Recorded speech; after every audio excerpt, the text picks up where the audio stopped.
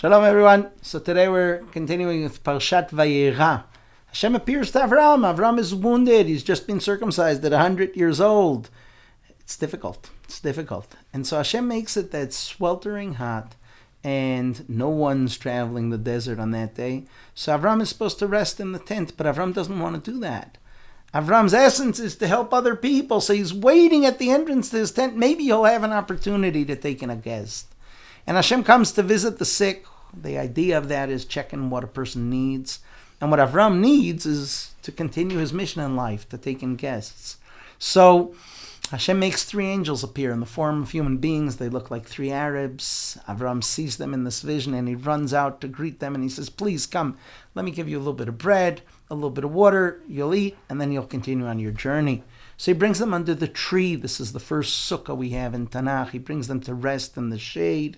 And Avram is standing there making sure their every need is taken care of. He prepares each of them a royal tongue with mustard. He asks his wife to prepare good bread for them. He asks his son Yishmael, who's also freshly circumcised, to rush and help prepare the meat. And so Avram takes care of them. And then they ask him, where is Sarah? And they're trying to make Avram appreciate that she's unique, that wherever we go, women are sitting with the men. You have a modest wife. Where is Sarah? Now, Sarah's had a transformation because today, Sarah regains the beauty of her youth. Sarah goes back to the ability to have children. She becomes youthful once again. And this will stay with Sarah till the day she dies. This beauty of 20-year-old. And Avram says, she's in the tent. That's where Sarah always is. She's in the tent.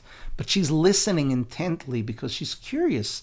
God created women very curious. She's listening to what's happening.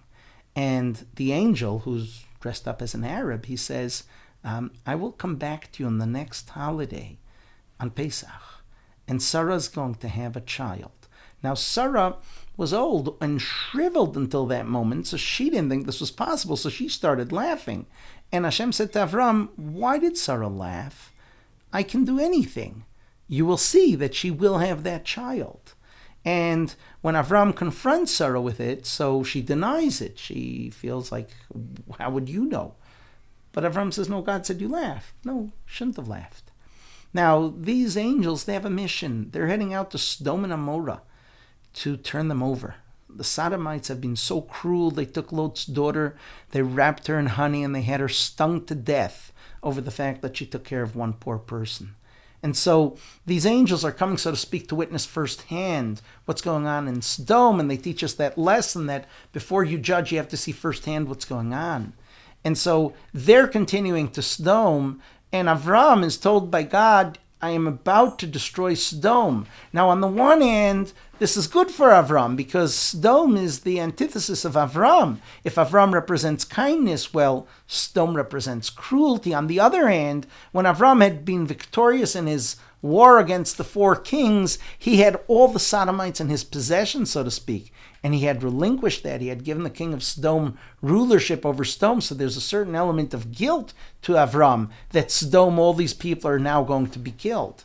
So when the angels show up to Sodom, Lot invites them in with much risk to himself. And all the Sodomites surround his house and they're ready to kill him and violate the people that have come to him. And they're there because they don't want any minuscule act of kindness in their midst.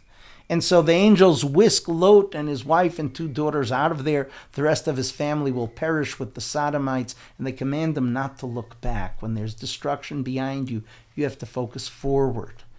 Lot's wife does look back, and she becomes a pillar of salt. But Lot escapes with his two daughters to a cave.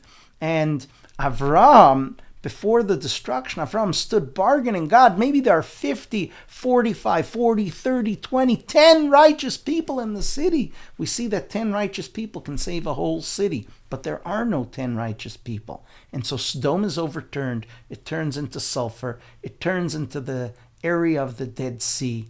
And Avram must go on with life knowing that all the men, women, and children of Sodom, he hadn't succeeded in influencing them, and they all perished. Now Avram is going to have a child, Yitzchak. And as Yitzchak grows, Avram sees that the son he had from the maid, Yishmael is trying to teach him all kinds of negative things. He says, don't think Avram's your real father. He says, don't think you should really serve God. There are other things in this world. So Avram's not sure what he's supposed to do. And Sarah says, you can't continue bringing the house this way. You must send Hagar and her son because they're going to destroy our education. And Avram doesn't want to listen. And God says to Avram, you must listen to Sarah. So Hagar and her son are sent off into the desert, and an angel appears to give them water because Yishmael is going to perish in the heat. So Yishmael wasn't that bad. In heaven they made a miracle that gave him water, but Yishmael's potential for destroying the house of Avram, that was very real. So Yishmael will grow up in the desert, and then God gives Avram a mitzvah. He says to him, please, I want you to offer me your son. And we have the famous story of the Akedah, where Avram could have said no. Hashem said, no, please. Giving Avram the opportunity to say no, but Avram lived his life based on one question. What does God want? Not what can I get away with? So he says, if that's what you want, God, I'll do it. And in the final moments, Hashem appears and says to him, I did not mean to sacrifice him. I meant bring him up the mountain in my name. I said, bring him to me. I didn't say slaughter him. And slaughter the animal instead. But that moment where Avram was willing to give up everything, and he had no idea what God wanted of him, but he was still willing to do it, that remains etched for generations. That was the second Rosh Hashanah we meet in the Torah. The first was Adam's Judgment Day, and the second is the Akedah, which we mention every year on Rosh Hashanah, about how great our forefather Avram was, that when God said, can you please do something, he said, if that's what you want, I'm on board. Shabbat Shalom.